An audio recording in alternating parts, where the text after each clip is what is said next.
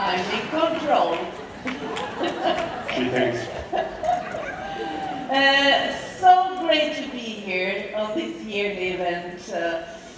It's like we have said several times, so it's like coming back. It's like coming to our chosen family. But we wanted to also introduce, for the new ones at least, our family. They don't want to be on photos because they are really not on social media, don't want to be photographed officially. So not like the social media queens and kings here. But next year we are celebrating 50 years together. That is cool. We have lived in 8 countries together, so we love traveling, and one way of traveling is by moving around. We have 3 children with spouses. One live in Portugal, one live in Sweden, and one live in Malawi with their families. 4 grandchildren, 5 will come, the 5th will come in October, and 2 dogs. And the kids have dogs as well, so we have a whole kennel of dogs in our family. And family is for us very, very important, to have time and possibilities to go and help them in different continents with the grandchildren is fantastic. But I have to say that we are back really recruiting, really working, really active right now, because this time is too good to miss and to sit, on the baseline and do nothing. But you heard Karl-Erik a little bit about the beginning in Europe. Our big high tech was when we had a fax. We could call a number in the States and we could get fax sheets in the fax machine. And that was what we had, like the biggest high tech. We started, as you said, Karl-Erik, we started with in-home meetings based on the business, basically, but also, of course, going to different countries, presenting to different people. But what happened at that time was that we started in one country and then we went away. It kind of stopped in that country, and then we went to the next country, and then it kind of, the fire went out in that country. So we were a group of leaders who said, let's do this together, let's help each other. And I just think it's so amazing. From those humble beginnings, but with a huge vision, here we are. It's absolutely fantastic. Yes, we realized it was quite messy many times. I mean, we ran, we took the car, we went all over the place, and we pretty soon realized that this doesn't work. I mean, we were in the business for freedom, and we didn't really have that much of freedom. So there were a number of key leaders at the time in Europe who went together and discussed, perhaps we should work together and, support each other, because, if it's good for somebody, it's good for everybody else. And we started to make different kind of constellations of partnership. And then we heard, our businesses went more, not only European, but more global. We had heard about this guy, Nathan Ricks, and he had an organization called OTG. And we thought, we do this in Europe, that's great, but we want to grow outside Europe. And it would be much better if we become part of something even bigger than what we have. So, in the beginning, we were very, timid, very humble to even dare to talk to Nathan. And then after some time, we started to have these discussions and we said, well, why couldn't we be part of OTG? We can create an OTG West Europe. And that's exactly what we did. And the rest is history when it comes to OTG in Europe. But what OTG actually is, it's a database. It's popular with data today. Yeah? It's a database of failures, of successes, of tools, of means of doing things well and bad. And what we wanted to share best practices. We didn't want new people to make the same mistakes as we did. We wanted them to find the best ways going forward. And as you see here, we have a number of different things in our toolbox. This event is perhaps the most important or the most famous one of everything, the Success Summit. It is huge work behind the Success Summit. I mean, you might organize something locally and you think, well, I know how to organize an event. No. compared to this event, you don't. This is a completely different. A lot of people involved here. So I would just say, give a big round of applause for all the groups that have actually put this together. And it is huge work. Many months of work. But you sometimes hear that you say that if you want to go fast, you go yourself. If you want to go far, you go together. But our way of doing this business is both at the same time. We go fast, but we go together, so we go far at the same time. And in order to get somewhere, we need a system. And if you look at these franchises here, they're all very successful, much because they have a system. They have a system that is easy to follow. You can put a 50-year-old with no knowledge into a McDonald's system, and just a day later, he can stand there and do his work. So with our System 7, the goal is then to have a plan for people.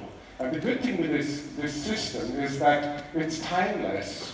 It doesn't matter if you now have more online and offline and we do things with different kind of tools. This system is timeless. It will work with any circumstances. So the question now is, you have a new person. She's really, really ready to go. But where to? There are so many options. Which is the best one? How should I know where to go? Yeah, I have a system, but what in the system do I need to look at?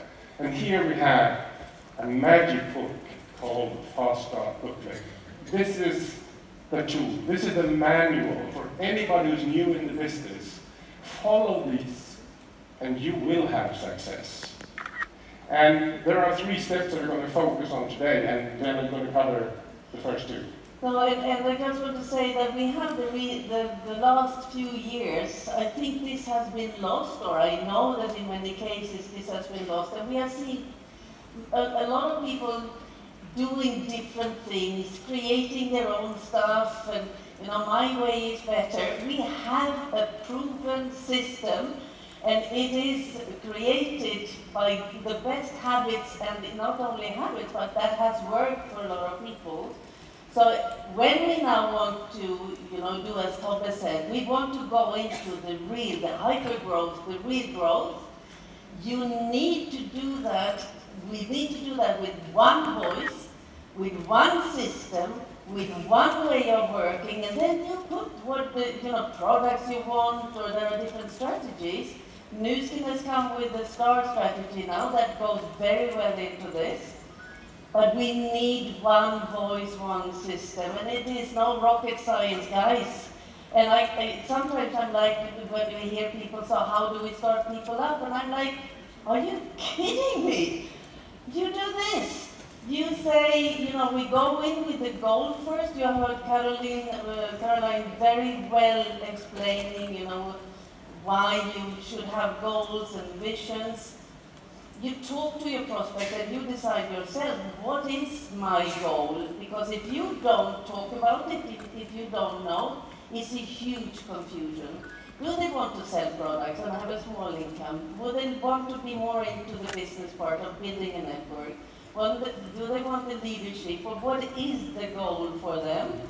And I would say that the message for you, being in this room, start really, and I hope this weekend, that you are really looking at the vision. What do you want? Think bigger. Dare to dream. Dare to see that this could be your vehicle when you do the work, but you need to start doing and applying this in order for it to be duplicated. And then the next, you heard Karl-Erik, 1,000 names on the name list. We had minimum 250 names that we needed to write down before our uplines talked to us. Wow.